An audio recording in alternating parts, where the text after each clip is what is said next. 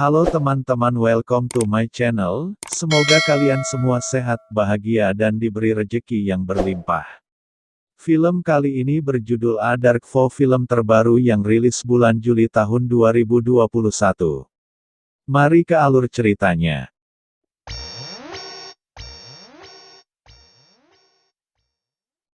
Di awal film, seorang gadis kecil, namanya Anna.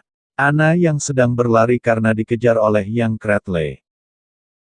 Singkat cerita, 30 tahun berlalu. Ini adalah Tony Cruz, seorang FBI. Tony di WH Rocco janjian untuk ke Klam. Tak lama agen Stuart menelpon, memberitahu bahwa dia menemukan korban, seorang pelacur yang tewas karena dikuliti dan ada tato di tangannya yang menandakan itu dari kelompok Kratley. Lalu scene berpindah ke Tony dan Rocco dalam perjalanan menuju Klam. Sesampainya di Klam, Tony memberitahu Rocco untuk mencari wanita albino.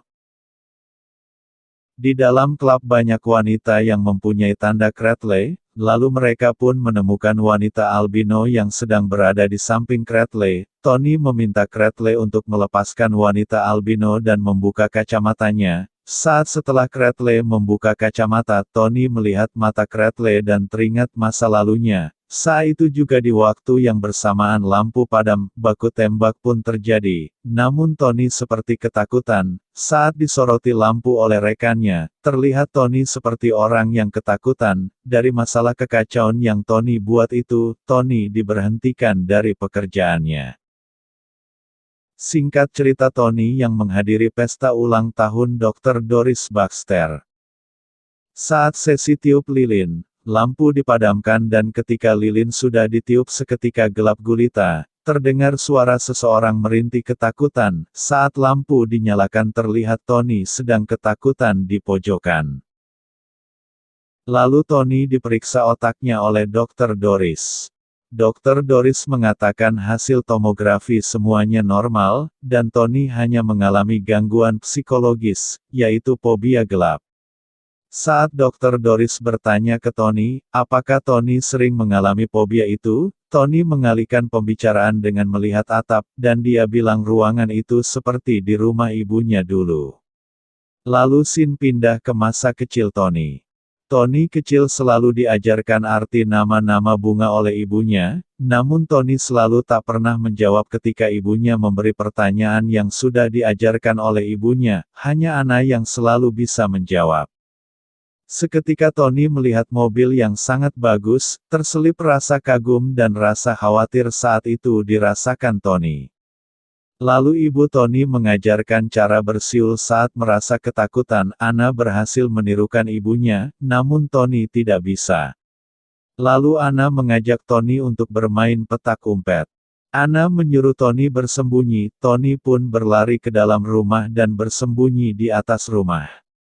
Tony yang sedang di atas melihat dari lubang kecil, melihat ibunya masuk ke rumah. Tak lama ada orang yang mengetuk pintu dan ibu Tony ke depan membukakan pintu. Orang itu meminta air karena mobilnya macet. Ibu Tony ke belakang dan mengambilkan air. Kratley lalu menutup pintu. Saat ibu Tony ingin memberikan air ke Kratley, Kratley mengatakan ingin kulit putrinya, lalu ibu ditampar dan dibawa ke dapur. Anna yang akhirnya bisa menemukan Tony. Tony menyuruh Anna untuk diam di atas, lalu Tony turun menyelamatkan ibunya. Tony yang masih kecil pun tidak bisa apa-apa ketika Kratley membungkam mulut Tony. Kratley menanyakan di mana adiknya.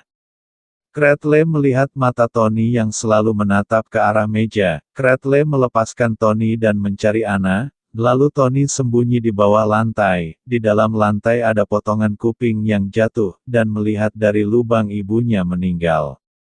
Tony besar menceritakan bahwa dia di dalam lantai selama 3 hari hingga polisi menemukannya. Ibunya meninggal. Anna dibawa Young Kratley, dan Tony diasuh oleh bibinya di Venezuela. Dari sejak kejadian itu, Tony terkadang ketakutan saat di ruangan gelap dan Tony selalu menyalahkan dirinya sendiri karena Tony yang menyebabkan Anna dibawa Kratley. Saat Tony ingin pulang, ada Rocco yang memberikan pekerjaan baru ke Tony. Tony disuruh kerja untuk menjadi sopir pengawal di rumah Crawford. karena Rocco melihat istri Crawford yaitu Rebecca, ada hubungannya dengan Cradley. Jika Tony bisa kerja di rumah Crawford mungkin bisa mendapatkan celah untuk menangkap Cradley dan mencari tahu tentang rumah bordil. Lalu scene pindah ke Tony yang sudah mulai bekerja di rumah Crawford. Tony melihat seorang wanita dan mengikutinya. Saat wanita itu ingin menyentuh bunga, Tony melarangnya karena bunga itu beracun. Tony tidak tahu bahwa wanita itu majikannya. Saat setelah Tony memberi kartu namanya, datanglah pembantu di rumah itu. Dia mengatakan wanita itu Rebecca Crawford, istri bos kita. Keesokan harinya saat Rebecca keluar dari rumah, Tony membuntuti dari belakang. Ini memang pekerjaan Tony untuk memata-matai Rebecca. Sampailah di warung sederhana, Rebecca yang sejak awal tahu kalau Tony mengikutinya, lalu Rebecca mengajak Tony untuk minum. Saat setelah minum, Tony menjadi diam dan tak bisa apa-apa. Ternyata dalam minuman Tony sudah diberi obat. Lalu Rebecca pergi ke tempat Vincent, membawakan uang untuk menebus adiknya Lana, agar Lana berhenti menjadi pelacur. Setelah Rebecca memberikan uang kepada Vincent, Vincent memberitahu bahwa Lana sakit dan sudah mati. Lalu Vincent memberikan abu Lana, Rebecca pun lalu pergi. Scene berpindah ke Tony yang menemukan mobil Rebecca dengan bak depan terbuka. Tony lalu melihat Rebecca di dalam mobil dengan keadaan pingsan karena di dalam mobil penuh dengan asap. Tony lalu membawa Rebecca ke tempat yang berudara segar. Saat Rebecca sudah sadar, Rebecca curhat ke Tony tentang dirinya yang dulu pelacur, dan ingin mengeluarkan adiknya dari Vincent, walau sebenarnya adiknya tidak mau keluar dan sangat membenci Rebecca. Scene berpindah ke Cradley yang selalu menyewa pelacur hanya untuk dikuliti. Kulit-kulit pelacur itu untuk penyembuhan kulit anaknya Onakona. Lalu Cradley mengikat kedua gadis yang sudah dia sewa dan mulai menguliti satu persatu. Scene berpindah ke Tony yang sedang diberitahu dokter tentang para pelacur yang dikuliti. Dokter menemukan tanda hidrokuin yaitu pemutih kulit. Pemutih itu disuntikan sebelum pelacur dikuliti. Lalu Tony pergi ke tempat Linda untuk menanyakan tentang siapa saja pemasok pemutih itu. Tak lama HP Tony memperlihatkan pergerakan mobil Rebecca. Lalu scene berpindah ke Rebecca yang pergi ke tempat Vincent. Rebecca memberikan uang lagi kepada Vincent namun saat tas dibuka, tangan Vincent berdarah karena tas itu diberi bunga yang mengandung alkoid yang bisa membuat kulit seperti terbakar. Tony pun datang dan menembaki semua orang di situ. Lalu Rebecca dibawa lari Vincent. Rebecca bisa lolos dari Vincent, sedangkan Tony dimasukkan ke dalam sebuah kotak yang berisi lumpur.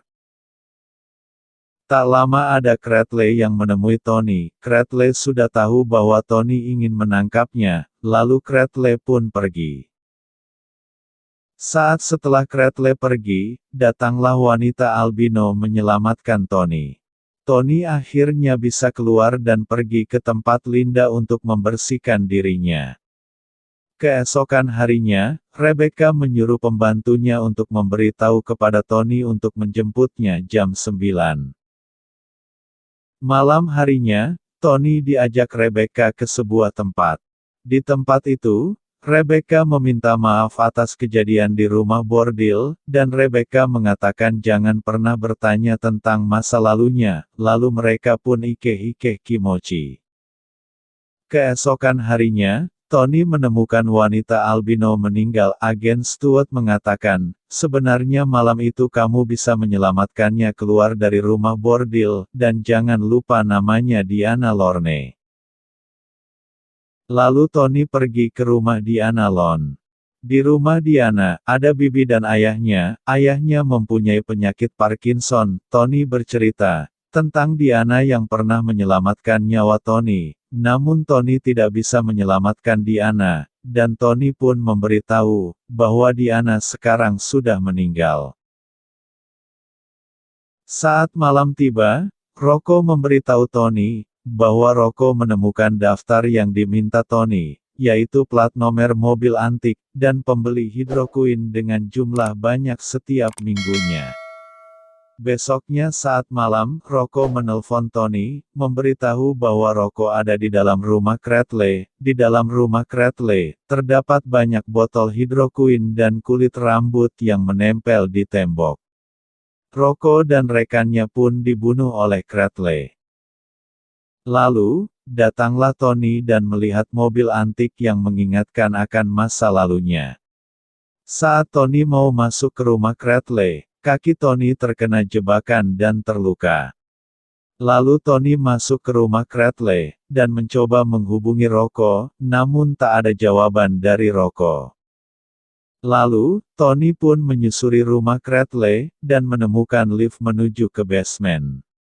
Saat di basement, Tony menemukan para pelacur berada dalam tahanan, ada mayat yang baru saja dikuliti, dan bertemu dengan Onakona anak Cradley yang menderita penyakit kulit.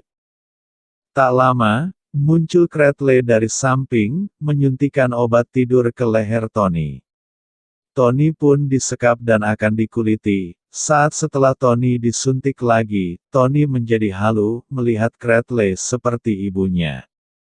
Tony berkata dengan keadaan halu, Tony sudah memberikan makanan ke Onakona, dengan dosis tinggi. Lalu Cradley menghampiri anaknya, saat Cradley ingin anaknya memuntahkan makanan yang sudah dimakan.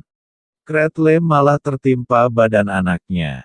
Di sisi lain, Tony berhasil melepaskan ikatannya, dan menghampiri Cradley yang ternyata sudah tertindih badan Onakona.